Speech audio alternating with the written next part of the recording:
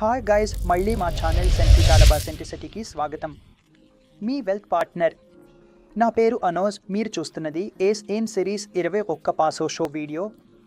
ఇది PMS distributors exam కోసం మేము వీడియోలు తయారు చేస్తున్నాం. ఇప్పటి వరకు 9 చాప్టర్స్ కవర్ చేశాం. ఇది చాప్టర్ నంబర్ 10, పోర్ట్ఫోలియో మేనేజర్ యొక్క పనితీరు, కొలత మరియు మూల్యాంకనం. ఇది chapter number 10 NSM series 21 PMS distributor ఎగ్జామ్లో భాగం. ఈ టేబుల్ ద్వారా మనం ఈ చాప్టర్లో ఏమి నేర్చుకోబోతున్నామో తెలుసుకుందాం. చాప్టర్ 10 పోర్ట్ఫోలియో మేనేజర్ యొక్క పనితీరు, కొలత మరియు మూల్యాంకనం. ఈ చాప్టర్లో మనం చూడబోయే విషయాలు: రిటర్న్స్ను లెక్కించడానికి వేర్వేరు విధానాలు, రిటర్న్స్ను ఎలా లెక్కించాలో, రిస్క్ను లెక్కించడానికి వేర్వేరు మార్గాలు, రిస్క్ అడ్జస్టెడ్ రిటర్న్ లెక్కించే వేర్వేరు పద్ధతులు, బెంచ్ మార్కింగ్ పనితీరు మరియు పిఎల్ గ్రూప్ విశ్లేషణ ఎలా జరుగుతుందో కూడా చూస్తాం. పోర్ట్ఫోలియో మేనేజర్ ఇన్వెస్టర్లకు పనితీరు ఎలా రిపోర్ట్ చేయాలి, పిఎంఎస్ ఇన్వెస్టర్లకు పనితీరు ఎలా చూపించాలి, ఇవన్నీ కూడా తెలుసుకుంటాం. అలాగే GIPS global investment performance standards గురించి కూడా చదువుతాం. అవి అసలు ఏమిటో తెలుసుకుంటాం.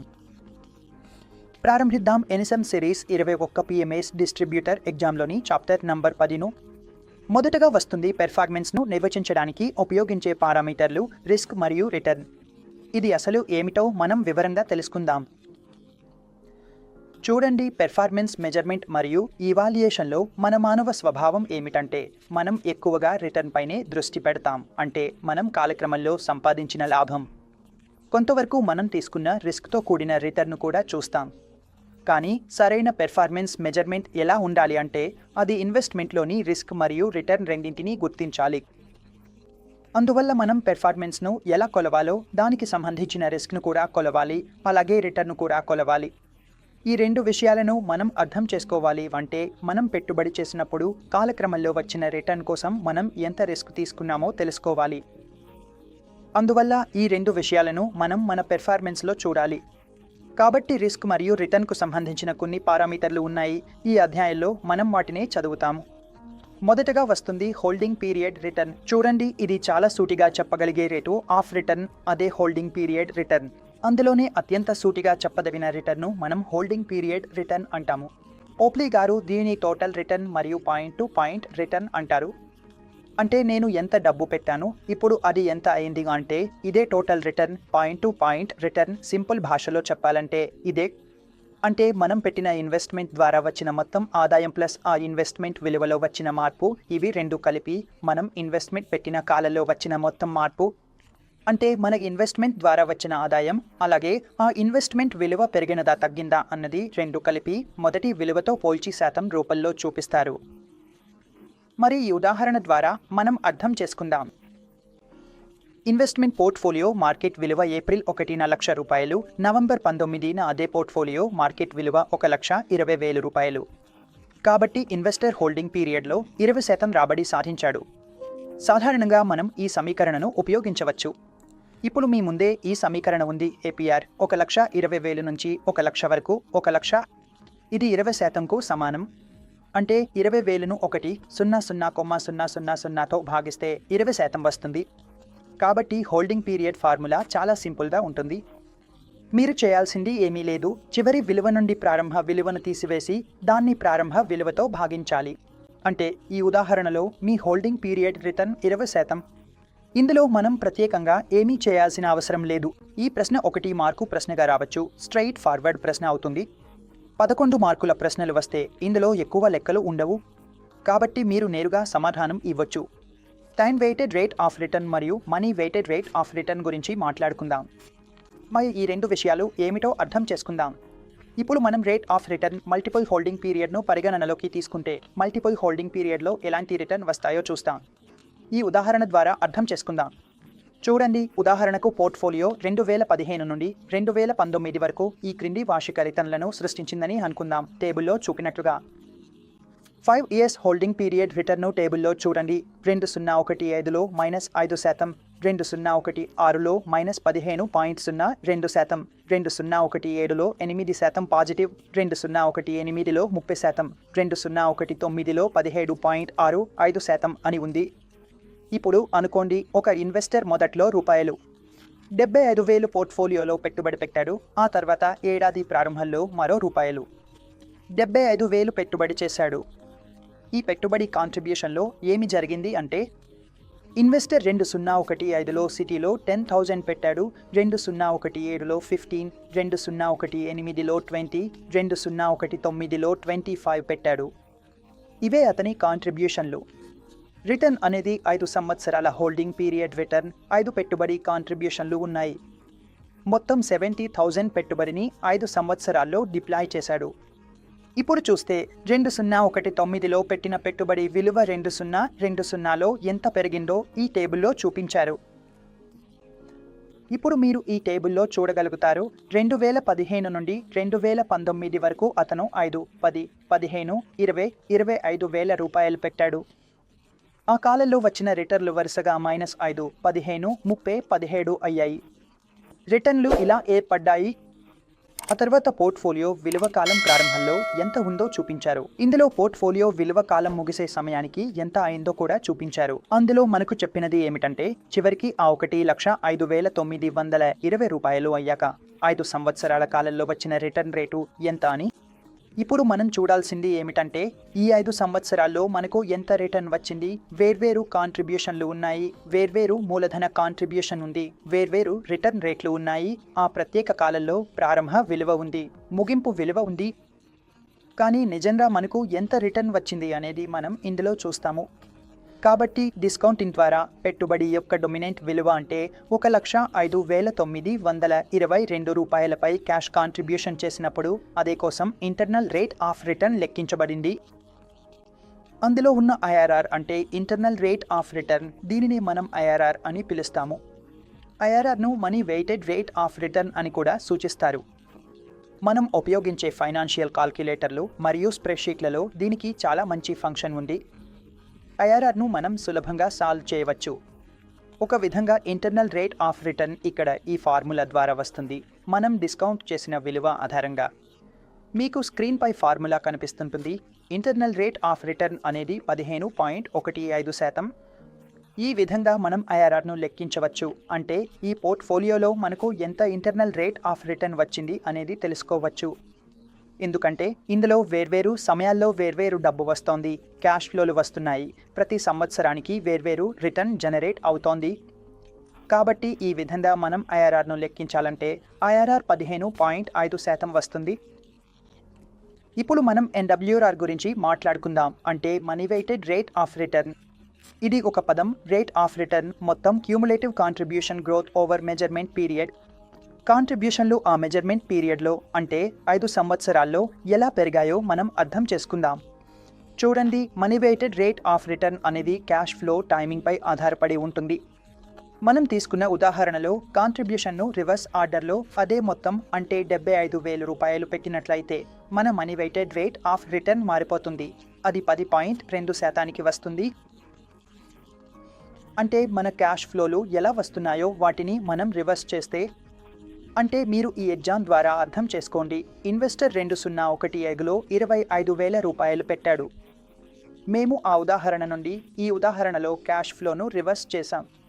క్యాష్ ఫ్లో రివర్స్ అయినందున జనరేట్ అయిన రిటర్న్ చూడండి, అది అదే ఉంది. ఈ విధంగా రిటర్న్స్ ఎలా వచ్చాయి, తర్వాత పోర్ట్ఫోలియో విలువ ఎలా ఉంది మరియు పీరియడ్ చివరిలో పోర్ట్ఫోలియో విలువ 1,07,900 రూపాయలు. ఇప్పుడు money weighted rate of return మరియు IRR ఇక్కడ 10.2 వస్తోంది. ప్రత్యామ్నాయంగా క్యాష్ ఫ్లోల టైమింగ్ ప్రభావం లేకుండా అండర్లయింగ్ ఇన్వెస్ట్మెంట్ పనితీరును లెక్కించాలంటే TWR time weighted rate of return లెక్కించవచ్చు. అంటే మనం ఇన్వెస్ట్మెంట్ పనితీరు లెక్కించాలి, కానీ క్యాష్ ఫ్లోల టైమింగ్ మనపై ప్రభావం చూపకూడదు అనుకుంటే మన TWR లెక్కించాలి, అంటే time weighted rate of return. అయితే జిప్స్ ఏమిటంటే ఇది టైమ్ వెయిటెడ్ రేట్ ఆఫ్ రిటర్న్ను ఇలా నిర్వచించింది. ఇది ప్రతి పీరియడ్కు ఇన్వెస్ట్మెంట్పై వచ్చిన రిటర్న్ను లెక్కించే విధానం, అలాగే క్లయింట్ ఆధారంగా వచ్చే ఎక్స్టర్నల్ క్యాష్ ఫ్లోల ప్రభావాన్ని తొలగిస్తుంది.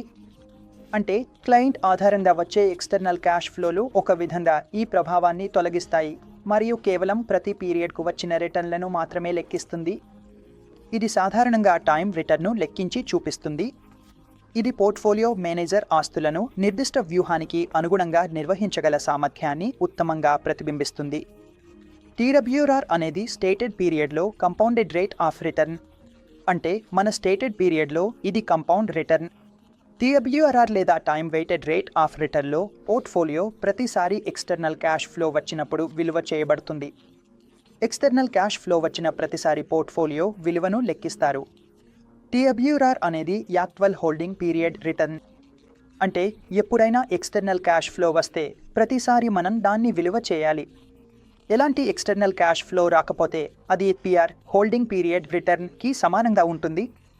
ఒక ఎక్స్టర్నల్ క్యాష్ ఫ్లో ఉన్నప్పుడు TWR time weighted rate of return లెక్కించడానికి ప్రతి పీరియడ్కు రిటర్న్ల సెట్ను లెక్కించాలి. ప్రతి పీరియడ్ రిటర్న్లను కలిపి ఆ ఇవాల్యుయేషన్ పీరియడ్కు టీడబ్ల్యూఆర్ లెక్కించాలి. అన్ని పోర్ట్ఫోలియో మేనేజర్ రెగ్యులేషన్ 2020 ప్రకారం పోర్ట్ఫోలియో మేనేజర్లు తమ పనితీరును time weighted rate of return ద్వారా డిస్క్లోజ్ చేయాలి. టైం వెయిటెడ్ రేట్ ఆఫ్ రిటర్న్ను మాత్రమే పనితీరు డిస్క్లోజర్లో చూపించాలి. వెంటనే ముందు ఉన్న 3 సంవత్సరాల పనితీరునులో చూపించాలి. అన్ని రెగ్యులేషన్ యాక్ట్ 2020 ప్రకారం. ఈ ప్రశ్న ఖచ్చితంగా రావచ్చు కాబట్టి దీన్ని ఎప్పుడూ స్కిప్ చేయకూడదు. ఇప్పుడు మనం గ్రాస్ వర్సెస్ నెట్ రిటర్న్ గురించి మాట్లాడుకుందాం. గ్రాస్ రిటర్న్ అంటే ఏమిటి, నెట్ రిటర్న్ అంటే ఏమిటి అనేది ఇప్పుడు మనం అర్థం చేసుకుందాం. ఇన్వెస్ట్మెంట్లో గ్రాస్ రిటర్న్ మరియు నెట్ రిటర్న్ ఏమిటో చూద్దాం. ఇప్పుడు ఒక ఉదాహరణ, ఒక పట్టిక మీ ముందుకు స్క్రీన్పై వచ్చింది. ఇందులో మనం గ్రాస్ రిటర్న్ ఎంత ఉందో, ఆ తర్వాత దానిలో నుంచి నెట్ రిటర్న్ ఎంత ఉందో తెలుసుకునే ప్రయత్నం చేద్దాం. ఇప్పుడు ఈ పోర్ట్ఫోలియో యొక్క ఉదాహరణను చూద్దాం. పోర్ట్ఫోలియో పరిమాణం సుమారు 100 లక్షలు అంటే 1 కోటి రూపాయలు. మొత్తం ఇన్వెస్ట్మెంట్ ఉంది, 20% ఉంది, 10% ఉంది, ఇతర ఖర్చులు ఉన్నాయి. ఇది ఫ్రంట్ ఫీజు లేదు, సెటప్ ఫీజు లేదు, మేనేజ్మెంట్ ఛార్జ్ 0.5% ఉంది, పెర్ఫార్మెన్స్ ఫీజు 20% 100 ఉంది. ఫీజులు మరియు విలువను లెక్కించే ఫ్రీక్వెన్సీ కూడా ఉంది. అయితే ఈ ఉదాహరణ ద్వారా మనం లెక్కించడానికి ప్రయత్నిస్తాం గ్రోస్ వర్సెస్ నెట్ రిటర్న్. ఇప్పుడు చూడండి, ఇన్వెస్ట్మెంట్ పీరియడ్ ప్రారంభంలో పెట్టిన క్యాపిటల్ కాంట్రిబ్యూషన్ 1 కోటి రూపాయలు. అంటే ఇన్వెస్ట్మెంట్ పీరియడ్ ప్రారంభంలో పెట్టిన మొత్తం ఇది 1 కోటి రూపాయలు ఉంది. అందులో ఫ్రంట్ ఫీజు తీసివేస్తే, అంటే ఫ్రంట్ ఫీజు మైనస్ చేస్తే అసెట్ అండర్ మేనేజ్మెంట్ 9 కోట్ల రూపాయలు అవుతుంది. ఇందులో ప్రస్తుతం ఫ్రంట్ ఫీజు ఏమీ లేదు కాబట్టి అది యాడ్ లేదా లెస్ చేయాల్సిన అవసరం లేదు. ఇన్వెస్ట్మెంట్ పీరియడ్లో వచ్చిన ప్రాఫిట్ లేదా లాస్ను యాడ్ చేస్తాం. ఇక్కడ 20,000 రూపాయలు ప్రాఫిట్ వచ్చింది కాబట్టి మనం గ్రోస్ వాల్యూ అంటే ఇన్వెస్ట్మెంట్ పీరియడ్ ముగిసే సమయానికి పోర్ట్ఫోలియో విలువను చూస్తే ఈ ఉదాహరణలో వారికి 20 లక్షల రూపాయల లాభం వచ్చింది. అంటే ఇన్వెస్ట్మెంట్ పీరియడ్ ముగిసే సమయానికి మీ వద్ద 1 కోటి 20 లక్షలు ఉన్నాయి. అదనపు ఖర్చులు కూడా ఉన్నాయి. అందులో నుంచి 0.5% అదనపు ఖర్చులను మైనస్ చేస్తాం. అంటే గ్రాస్ విలువపై 0.5% తీసివేస్తాం. విలువ అంటే 60,000 మైనస్ అయిన తర్వాత మొత్తం విలువ 1,19,040 రూపాయలు అవుతుంది. మేనేజ్మెంట్ ఫీజు సుమారు 1.5% ఉంటుంది. అది కూడా ఇందులో నుంచి మైనస్ అవుతుంది. 1,65,000 రూపాయల ఫీజును కూడా ఇందులో నుంచి మైనస్ చేస్తాం. అదంతా మైనస్ చేసిన తర్వాత పోర్ట్ఫోలియో విలువ మిగిలేది 1,17,75,000 రూపాయలు. అవసరమైన పోర్ట్ఫోలియో విలువ అంటే హర్డిల్ రేట్ ప్రకారం చెప్పినది 1,10,00,000. ఇకపై పెర్ఫార్మెన్స్ ఫీజు అంటే అదనపు లాభాలపై 20%. అంటే అదనపు లాభం అంటే 1,17,75,000 నుంచి 1,10,00,000 మైనస్ చేస్తే వచ్చిన మొత్తం మీద 20% ఫీజు ఉంటుంది. ఇందులో 20% తీసివేస్తే, అంటే పెర్ఫార్మెన్స్ మేనేజ్మెంట్ ఫీజు తీసిన తర్వాత పోర్ట్ఫోలియో విలువ మిగిలేది 1,16,20,000 రూపాయలు. ఇప్పుడు అందులో ఎగ్జిట్ లోడ్ 2% ఉంటే ఆ ఎగ్జిట్ లోడ్ కూడా తీసివేస్తారు. అప్పుడు ఎగ్జిట్ లోడ్ తీసిన తర్వాత పోర్ట్ఫోలియో విలువ మిగిలేది అది 1,13,87,000 రూపాయలు.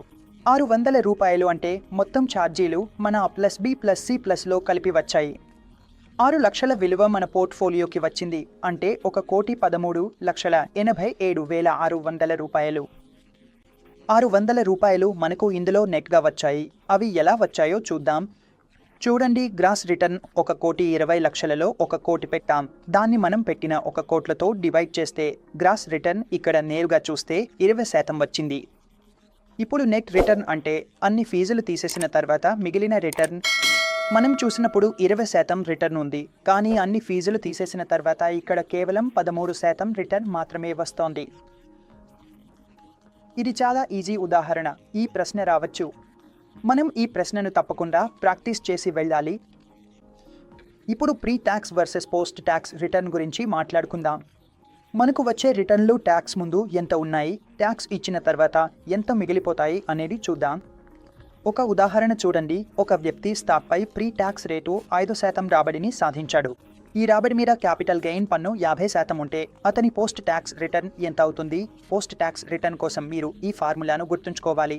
ప్రీ ట్యాక్స్ రిటర్ను 1 ట్యాక్స్ రేట్తో గుణించాలి. ఇది సింపుల్ ఫార్ములా, మీరు దీన్ని వర్తింపజేయవచ్చు. అందువల్ల పోస్ట్ ట్యాక్స్ రిటర్న్ మీది 5% గుణించాలి 1 నుంచి 15 వరకు శాతంతో, అది 4.25% అవుతుంది. 5% అంటే మీరు ప్రీ ట్యాక్స్ రేట్గా సాధించినది. అయితే ఇప్పుడు మీకు ఎంత వస్తుంది అంటే పోస్ట్ ట్యాక్స్ రిటర్న్ మీకు 4.25% వస్తుంది. కాబట్టి ఈ ప్రశ్న రావచ్చు, నంబర్ 1లో మీరు అస్సలు వదలకూడదు. ఇప్పుడు మనం కంపౌండెడ్ యాన్యువల్ గ్రోత్ రేట్ గురించి మాట్లాడుకుందాం.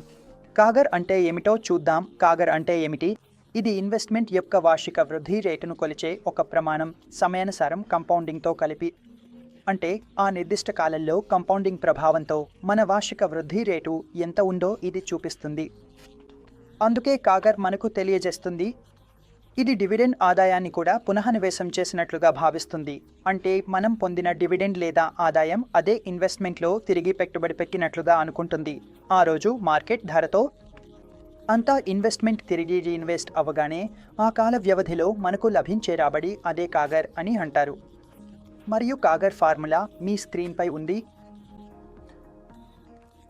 Divide by P divide by T -1 ఇది ఫార్ములా. ఇక్కడ closing wealth, opening wealth, T అనేది టైం పీరియడ్. సింపుల్గా మనం ఇలాను కనుగొనవచ్చు. ఇప్పుడు మనం క్యాష్ డ్రాగ్ రిజిస్టర్ రిటర్న్ గురించి మాట్లాడుకుందాం. చూడండి, పోర్ట్ఫోలియో మేనేజర్లు సాధారణంగా ఇన్వెస్టర్ చేసిన మొత్తం క్యాపిటల్ కాంట్రిబ్యూషన్ను వివిధ కారణాల వల్ల పూర్తిగా వినియోగించరు. అంటే పోర్ట్ఫోలియో మేనేజర్లు ఇన్వెస్టర్ ద్వారా ఇచ్చిన మొత్తం క్యాపిటల్ను పూర్తిగా డిప్లాయ్ చేయరు. మార్కెట్లో వివిధ కారణాల వల్ల ఇన్వెస్ట్మెంట్ పీరియడ్కు రిటర్న్స్ను లెక్కించేటప్పుడు ఇన్వెస్టర్ చేసిన క్యాపిటల్ కాంట్రిబ్యూషన్ను పరిగణనలోకి తీసుకోవాలి. అందుకే సింపుల్గా చెప్పాలంటే మనం ఇన్వెస్ట్మెంట్ పీరియడ్కు రిటర్న్లను లెక్కించేటప్పుడు ఇన్వెస్టర్ చేసిన క్యాపిటల్ కాంట్రిబ్యూషన్ను తప్పకుండా పరిగణనలోకి తీసుకోవాలి. ఇది గమనించబడింది. పోర్ట్ఫోలియో మేనేజర్ మొదటగా క్యాష్ భాగాన్ని రిటర్న్ లెక్కించడంలో పరిగణనలోకి తీసుకోలేదు. దీంతో క్యాష్ డ్రాగ్ను నిర్లక్ష్యం చేయడం వల్ల ఈ ప్రాక్టీస్ రిటర్న్లను తప్పుగా చూపిస్తుంది. ఉదాహరణకు, ఒక ఇన్వెస్టర్ 10 లక్షల రూపాయలు ఇన్వెస్ట్ చేశాడు. అంటే 1 కోటి రూపాయలు ఈక్విటీ ఇన్వెస్ట్మెంట్లో పెట్టాడు. మేనేజర్ ఈక్విటీకి 25 లక్షలు లిక్విడ్ ఫండ్స్లో పెట్టారు. ఆ పీరియడ్లో ఈక్విటీ ఎక్స్పోజర్ జనరేట్ చేసిన రిటర్న్ 7 పాయింట్లు, లిక్విడ్ ఫండ్ జనరేట్ చేసింది 4%. కాబట్టి ఇన్వెస్ట్మెంట్పై రిటర్న్ ఎంత వచ్చింది అంటే క్యాష్ డ్రాగ్ను నిర్లక్ష్యం చేస్తే, ఉదాహరణకు 7ను డివైడ్ చేయడం సతో అంటే 10%. 5 లక్షలు ఈక్విటీలో పెట్టిన వారు 7.5 లక్షలు రాబడి తెచ్చారు.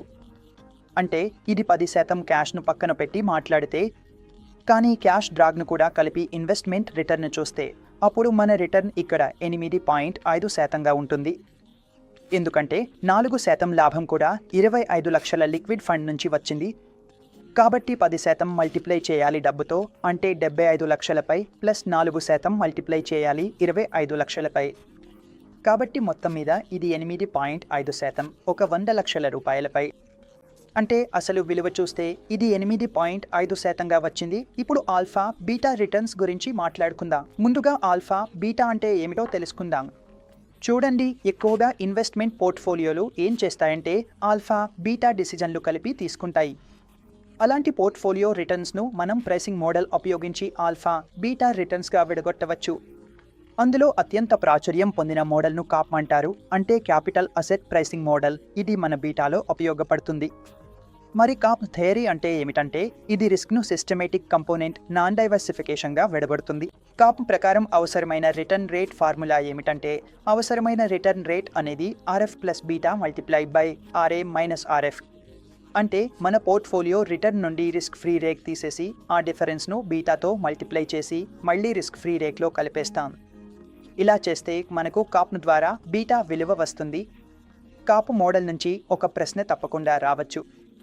దీనిపై పూర్తిగా దృష్టి పెట్టాలి మరియు మీరు దీన్ని సులభంగా కనుగొనవచ్చు. చాలా ఈజీగా ఉంది కాబట్టి ఇది బీటా గురించిది. ఇప్పుడు మనం ఆల్ఫా గురించి మాట్లాడదాం. చూడండి, ఆల్ఫా అనేది సింపుల్ విషయం. ఆల్ఫా అంటే ఇచ్చిన benchmark scheme return minus benchmark return. ఆ ఫిగర్ పాజిటివ్గా ఉంటే మీకు పాజిటివ్ ఆల్ఫా ఉంటుంది, ఆ ఫిగర్ నెగటివ్గా ఉంటే నెగటివ్ ఆల్ఫా ఉంటుంది. అంటే మీ పోర్ట్ఫోలియో రిటర్న్ 15% వచ్చింది, బెంచ్మార్క్ 12% ఉంది. ఇక్కడ మీరు 3% ఆల్ఫా సృష్టించారు, అంటే 3% పాజిటివ్ ఆల్ఫా సృష్టించారు. ఇది ఒక విధంగా ఫండ్ మేనేజర్ యొక్క సామర్థ్యాన్ని కూడా చూపిస్తుంది, అంటే బెంచ్మార్క్ను మించిపోవడాన్ని. ఈ విధంగా మనం ఆల్ఫా సృష్టిస్తాము. ఇప్పుడు పోర్ట్ఫోలియో రిటర్న్ గురించి మాట్లాడుకుందాం. పోర్ట్ఫోలియో రిటర్న్ ను ఎలా లెక్కించాలో చూద్దాం. ఇక్కడ ఉదాహరణలో సెక్యూరిటీలైన బి, సి, డి రిటర్న్లు వరుసగా 15, 10, 12, 18%. పోర్ట్ఫోలియోలో వాటి వెయిటేజీలు 30, 20, 20, 30%. సింపుల్ గా ఒక ఫార్ములా ఉపయోగించి, ఇది పెద్ద ఫార్ములా కూడా కాదు, ఇది నిజానికి సింపుల్ లెక్క మాత్రమే, ఒక మార్క్ ప్రశ్న రావచ్చు. మీరు ఈ లెక్కను సులభంగా చేయగలరు. 15% 30%తో, 10% 20%తో, 12% 20%తో, 17% 13%తో గుణించాలి. మీ పోర్ట్ఫోలియో రిటర్న్ 14.3% ఉంటుంది. ప్రతి ఒక్క సెక్యూరిటీకి ఆ పోర్ట్ఫోలియోలో ఉన్న వాటిని సరిచూసిన తర్వాత. ఇది చాలా సులభమైన ఉదాహరణ, మీకు ఇది రావచ్చు. ఈ ప్రశ్నను మీరు తప్పకుండా చేయాలి. ఇప్పుడు మనం రిస్క్ మేజర్స్ గురించి మాట్లాడుకుందాం. ముందుగా రిస్క్ మేజర్స్ అంటే ఏమిటో మనం అర్థం చేసుకుందాం. టోటల్ రిస్క్ మరియు డౌన్ సైడ్ రిస్క్ ను చూడండి. ప్రమాదం ఏమిటి? సాధారణంగా చెప్పాలంటే నష్టానికి, నష్టం కలగడానికి లేదా పెట్టుబడికి హాని కలగడానికి ఉన్న అవకాశం. రిస్క్ కు అత్యంత స్పష్టమైన నిర్వచనం ఇవ్వవచ్చు.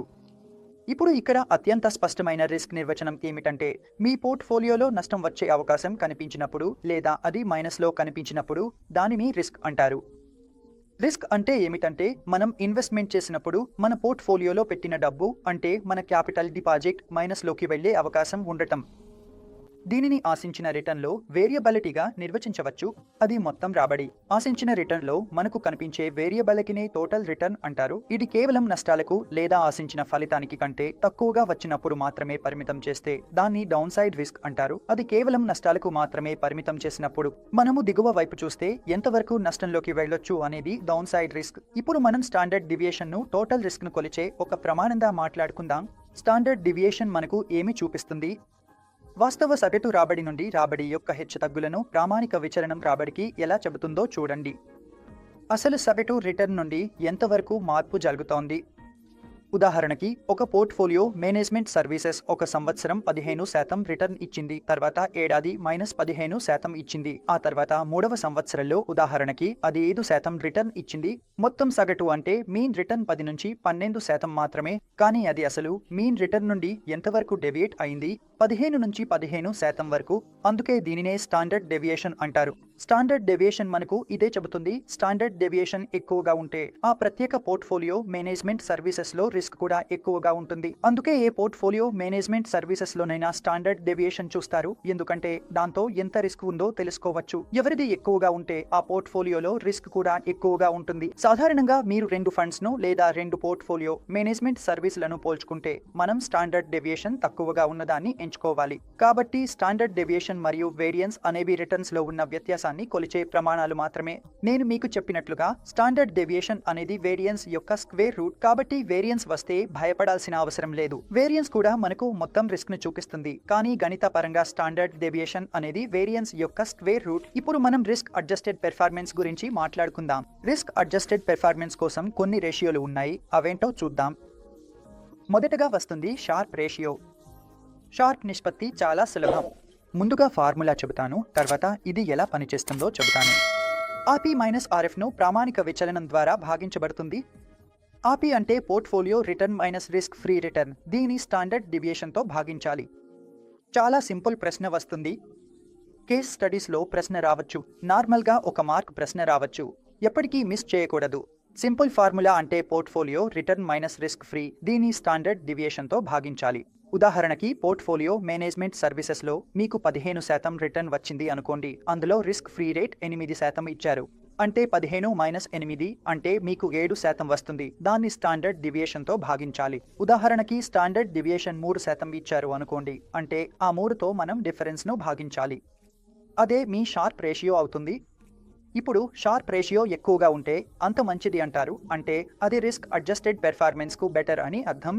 ఒక ఫండ్ మేనేజర్ రిస్క్ ఫ్రీ అసెట్లో డబ్బు పెట్టవచ్చు మరియు risk free rate of return సంపాదించవచ్చు. కానీ అతను తర్వాత పెట్టిన డబ్బు అంటే ఎక్కువ రిటర్న్ కోసం ఈక్విటీలో పెట్టిన డబ్బు ద్వారా వచ్చిన అదనపు రిటర్న్ కోసం ప్రతి యూనిట్ రిస్క్ ఎంత తీసుకున్నాడు? షార్ప్ రేషియో ఇదే చెబుతుంది. తక్కువ రిస్క్ తీసుకుని ఎక్కువ రిటర్న్ ఇచ్చాడా, లేదా ఎక్కువ రిస్క్ తీసుకుని ఎక్కువ రిటర్న్ ఇచ్చాడా, లేదా సాధారణ రిస్క్ తీసుకుని సాధారణ రిటర్న్ ఇచ్చాడా? అదే షార్ప్ రేషియో చెబుతుంది. అందుకే మనం ఎక్స్ట్రా రిటర్న్ అంటే రిస్క్ ఫ్రీ రేట్ పై ఉన్నదాన్ని మైనస్ చేసి మన స్టాండర్డ్ డివియేషన్తో అంటే మన రిస్క్ను సూచించే దానితో డివైడ్ చేస్తాం. అప్పుడు మనకు వచ్చే ఫిగర్ను షార్ప్ రేషియో అంటారు. మరియు ఎక్కువ షార్ప్ రేషియో ఉంటే అంత మంచిదని చెబుతారు. రెండు ఫండ్స్ ఎంచుకుంటున్నప్పుడు లేదా రెండు పోర్ట్ఫోలియో మేనేజ్మెంట్ స్కీమ్స్ ఎంచుకుంటున్నప్పుడు ఎక్కువ షార్ప్ రేషియో ఉన్నదాన్ని మనం ఎంచుకుంటాం. టర్నర్ రేషియో కూడా షార్ప్ రేషియో ఫార్ములానే ఉంటుంది. కేవలం ఇందులో క్రింద బీటా వస్తుంది. అందుకే ఇక్కడ మనం బీటాను పెట్టాలి. ఇంకా ఏమీ లేదు, పోర్ట్ఫోలియో యొక్క ఎక్సెస్ రిటర్న్ను బీటాతో భాగించాలి. ఇంతే. ఇదే టర్నర్ రేషియో అంటే ప్రతి యూనిట్ సిస్టమాటిక్ రిస్క్ కు ఫండ్ ఎంత శాతం ఎక్సెస్ రిటర్న్ జనరేట్ చేసిందో ఇది చూపిస్తుంది. అందువల్ల టర్నర్ రేషియో ఎప్పుడూ సిస్టమాటిక్ రిస్క్ ఆధారంగా ఉంటుంది. ఇప్పుడు మనం సోర్టినో రేషియో గురించి మాట్లాడుకుందాం. ఇది కూడా మన పోర్ట్ఫోలియో మేనేజ్మెంట్ సర్వీసెస్లో ఉపయోగపడే చాలా మంచి రేషియో. అర్థం చేసుకుందాం. సోర్టినో రేషియోను గణించడానికి మళ్ళీ పోర్ట్ఫోలియో యొక్క ఎక్సెస్ రిటర్న్ను మనం పోర్ట్ఫోలియో యొక్క సెమీ స్టాండర్డ్ డెవియేషన్తో భాగించాలి. షార్ప్ రేషియోలో మనం కేవలం స్టాండర్డ్ డెవియేషన్ను మాత్రమే తీసుకుంటాం, కానీ ఇక్కడ మనం సెమీ స్టాండర్డ్ డెవియేషన్ను తీసుకుంటాం. ఇప్పుడు సెమీ స్టాండర్డ్ డెవియేషన్ అంటే ఏమిటో చూద్దాం. సెమీ స్టాండర్డ్ డెవియేషన్ అనేది స్టాక్స్ యొక్క డెవియేషన్ అంటే స్టాండర్డ్ డెవియేషన్, కానీ కేవలం మైనస్లో ఉన్నవి అంటే క్రిందికి వెళ్తున్నవి మాత్రమే. ఫార్ములా కూడా చాలా సులభం. ఆర్ఎఫ్ ను పోర్ట్ఫోలియో యొక్క సెమీ స్టాండర్డ్ డెవియేషన్తో భాగించాలి. ఈ మూడు విషయాలు మీరు బాగా గుర్తుంచుకోండి. చేయవచ్చు. షార్ప్ మరియు ఇతర రిస్క్ అడ్జస్టెడ్ రిటర్న్ రేషియోలాగే ఎక్కువ సోర్టినో రేషియో ఉన్నప్పుడు అది మెరుగైన పనితీరును సూచిస్తుంది. మళ్ళీ ఎక్కువ సోర్టినో రేషియోలు ప్రాధాన్యత ఇవ్వబడతాయి. ఇప్పుడు మనం ఇన్ఫర్మేషన్ రేషియో గురించి మాట్లాడుకుందాం. ఇది కూడా చాలా ముఖ్యమైన రేషియో. ఇది తరచుగా ఉపయోగించబడుతుంది. చాలా ప్రశ్నల్లో కూడా రావచ్చు. మరి ఇన్ఫర్మేషన్ రేషియో అంటే ఏమిటి మరియు అప్రైజల్ రేషియో అంటే ఏమిటో మనం అర్థం చేసుకుందాం. చూడండి, మీరు డిటర్మైన్ చేయాలనుకుంటే ఒక ఫండ్ మేనేజర్ సృష్టించిన అబ్జర్వ్డ్ ఆల్ఫా ఏమిటో తెలుసుకోవాలి. ఆల్ఫా అంటే నేను మీకు చెప్పినట్లుగా బెంచ్మార్క్ పై ఉన్న అదనపు రిటర్న్. సరే, ఫండ్ మేనేజర్ సృష్టించిన ఆ ఆల్ఫా అతని నైపుణ్యాల వల్ల వచ్చిందా లేదా యాదృచ్ఛికంగా జరిగిందా అన్నది తెలుసుకోవాలి. అంటే అతను దీనికోసం కొన్ని నైపుణ్యాలను ఉపయోగించాడు. ఖచ్చితంగా మంచి ఫండ్ మేనేజర్ తన నైపుణ్యాలను ఉపయోగిస్తారు. కానీ ఇంకా ఈ ఇన్ఫర్మేషన్ రేషియో మనకు అదే చెబుతుంది. అప్రైజల్ రేషియో కూడా ఇది నైపుణ్యంతో వచ్చిందా లేదా యాదృచ్ఛికంగా వచ్చిందా అన్నది తెలియజేస్తుంది. మనం ఇన్ఫర్మేషన్ మరియు అప్రైజల్ రేషియోను సింపుల్ ఫార్ములాతో లెక్కించవచ్చు. ఆపి మైనస్ ఆబి అంటే portfolio return minus benchmark return. దీనికి పోర్ట్ఫోలియో రిటర్న్ మరియు బెంచ్మార్క్ రిటర్న్ మధ్య తేడా యొక్క స్టాండర్డ్ డివియేషన్తో భాగించాలి. అంటే ఇద్దరి రిటర్న్లను తీసుకుని పోర్ట్ఫోలియో రిటర్న్ నుండి బెంచ్మార్క్ రిటర్న్ను తీసేయాలి. ఆ తేడాను ఇద్దరి మధ్య తేడా యొక్క స్టాండర్డ్ డివియేషన్తో భాగిస్తే దాన్ని ఇన్ఫర్మేషన్ రేషియో అంటారు. అంతే. ఇప్పుడు మనం పనితీరు, మదింపు మరియు బెంచ్మార్కింగ్ గురించి మాట్లాడుకుందాం. చూడండి, మనం అర్థం చేసుకుందాం. పనితీరును కొలిచిన తర్వాత మనం పనితీరును కొలవాలి. తర్వాతి దశ అనేది దాన్ని సరైన బెంచ్మార్క్తో పోల్చి మదింపు చేయడం. కాబట్టి మనం దీనిని సరైన బెంచ్మార్క్తో మరియు సమానమైన పోర్ట్ఫోలియోతో పోల్చి ఇక్కడ ఆపిల్ టు ఆపిల్ కంపారిజన్ చేయాలి. పనితీరు మదింపు ద్వారా పెట్టుబడిదారులు పోర్ట్ఫోలియో మేనేజర్ పోర్ట్ఫోలియో విలువను ప్యాసివ్ ఇండెక్స్ స్ట్రాటజీతో సాధించదగిన దానికంటే ఎక్కువగా పెంచాడా లేదా అనేది నిర్ణయించుకోవచ్చు. సాధారణంగా చెప్పాలంటే ఒక పెట్టుబడిదారుడు కోరుకునేది ఏమిటంటే అతను మీకు డబ్బులు ఇచ్చినప్పుడు మీరు కనీసం ఒక ఇండెక్స్ కంటే మెరుగ్గా పనితీరు చూపించాలి. మీ బెంచ్మార్క్ కంటే మెరుగ్గా పనితీరు చూపించాలి. లేదంటే అతను ఏదైనా ప్యాసివ్ స్ట్రాటజీలో డబ్బు పెట్టి అదే స్థాయిలో లాభం పొందగలడు. అందుకే ఒక విధంగా రిస్క్ అడ్జస్టెడ్ రిటర్న్ను అతనికి సంపాదించి ఇవ్వాల్సిన బాధ్యత ఫండ్ మేనేజర్దే. మరియు ఒక పెట్టుబడిదారుడు పోర్ట్ఫోలియో మేనేజ్మెంట్ సర్వీసెస్లో పెట్టుబడి పెట్టినప్పుడు ఇదే ఆశించబడుతుంది. ఇప్పుడు బెంచ్మార్కింగ్ కోసం ఇండెక్స్ల లక్షణాలను చూద్దాం. అయితే బెంచ్మార్కింగ్ కోసం మనం కొన్ని లక్షణాలను పరిశీలించాలి. అవేంటంటే ఏ లక్షణాలు ఇండెక్స్లో ఉండాలి అనేది చూడాలి. ఒక మంచి బెంచ్మార్క్ ఈ క్రింది ప్రమాణాలను తీరుస్తూ ఉండాలి. మీ స్క్రీన్పై కొన్ని ఫిగర్లు కనిపిస్తున్నాయి. మంచి బెంచ్మార్క్ ఎలా ఉండాలో అవి చూపిస్తున్నాయి. బెంచ్మార్క్లో ఉన్న భాగాల గుర్తింపు మరియు వాటి బరువులు స్పష్టంగా నిర్వచించబడ్డాయి. భాగాల గుర్తింపు అంటే ఏ భాగాలు ఉన్నాయి మరియు వాటి బరువులు ఎంత అన్నది. బెంచ్మార్క్లో ఇవన్నీ సింపుల్ టర్మ్స్లో ఉండాలి. బెంచ్మార్క్లో పెట్టుబడి చేయడం సాధ్యపడాలి అంటే మీరు అదేలా ప్యాసివ్ ఎక్స్పోజర్ కూడా తీసుకోవడం సాధ్యపడాలి. అంటే మీరు ఆ బెంచ్మార్క్లోని భాగాల్లో ప్యాసివ్గా పెట్టుబడి పెట్టే అవకాశం ఉండాలి. బెంచ్మార్క్ మీ పోర్ట్ఫోలియో ఇన్వెస్ట్మెంట్ దృక్పథానికి అనుగుణంగా ఉండాలి అంటే మీరు అనుసరిస్తున్న ఇన్వెస్ట్మెంట్ విధానానికి అది సరిపోవాలి. ఉదాహరణకి మీరు పోర్ట్ఫోలియో దృక్పథంలో బ్లూ చిప్ స్టాక్స్లో పెట్టుబడి పెట్టాలని చెబుతున్నట్లయితే మీ బెంచ్మార్క్ కూడా బ్లూ చిప్ స్టాక్స్కి అనుగుణంగా ఉండాలి. బెంచ్మార్క్కి కూడా పోర్ట్ఫోలియోతో సమానమైన రిస్క్ రిటర్న్ ప్రొఫైల్ ఉండాలి మరియు బెంచ్మార్క్ పనితీరు కొలిచేలా ఉండాలి. ఇవన్నీ ఒక మంచి బెంచ్మార్క్లో ఉండాల్సిన లక్షణాలు. మీరు కస్టమైజ్డ్ బెంచ్మార్క్ కూడా తయారు చేసుకోవచ్చు, ఎందుకంటే కొన్నిసార్లు మార్కెట్ ఆధారిత సూచీలు మంచి బెంచ్మార్కు అవసరమైన ప్రమాణాలను అందించకపోవచ్చు. మార్కెట్లో కొన్ని బెంచ్మార్క్లు ఉన్నాయి. ఉదాహరణకు మన దగ్గర ఎన్సీఏ, ఎన్ఎస్సి అలాగే సెన్సెక్స్ ఉన్నాయి. కొన్ని పోర్ట్ఫోలియోలలో అవి ఉండవు. ప్రమాణాలు తగినట్లయితే మన పోర్ట్ఫోలియో మేనేజర్ యొక్క ఇన్వెస్ట్మెంట్ స్ట్రాటజీ మరియు స్టైల్ ఆధారంగా మనకు అనుకూలంగా ఒక కస్టమైజ్డ్ బెంచ్మార్క్ కూడా రూపొందించుకోవచ్చు. అప్పుడు పోర్ట్ఫోలియో మేనేజర్ ఇన్వెస్ట్మెంట్ యూనివర్స్లో అత్యంత ఆకర్షణీయమైన సెక్యూరిటీని ఎంచుకుంటారు. అలాంటి బెంచ్మార్క్ల ప్రయోజనం ఏమిటంటే అవి ఒక సరైన బెంచ్మార్కు అవసరమైన ప్రమాణాలను తీర్చగలవు. ఇది అందరూ ఉండాలని చెప్పిన అవసరం.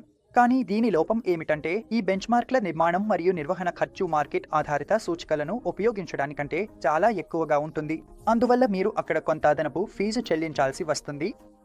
ఇప్పుడు మనం ఇన్వెస్టర్కు పనితీరు నివేదిక ఇవ్వడాన్ని చూద్దాం. ఇన్వెస్టర్కు చూపించాల్సిన పనితీరు ఏమిటి? అది ఎలా చూపించాలి చూడదాం. సెబీ పోర్ట్ఫోలియో మేనేజర్ రెగ్యులేషన్ ప్రకారం ఇన్వెస్టర్కు నివేదిక ఇవ్వడంలో ఈ క్రింది పారామీటర్లు తప్పనిసరిగా చూడాలి. కాబట్టి ఈ పారామీటర్లన్నింటినీ మనం నివేదిక ఇవ్వడానికి ముందు పరిశీలించాలి.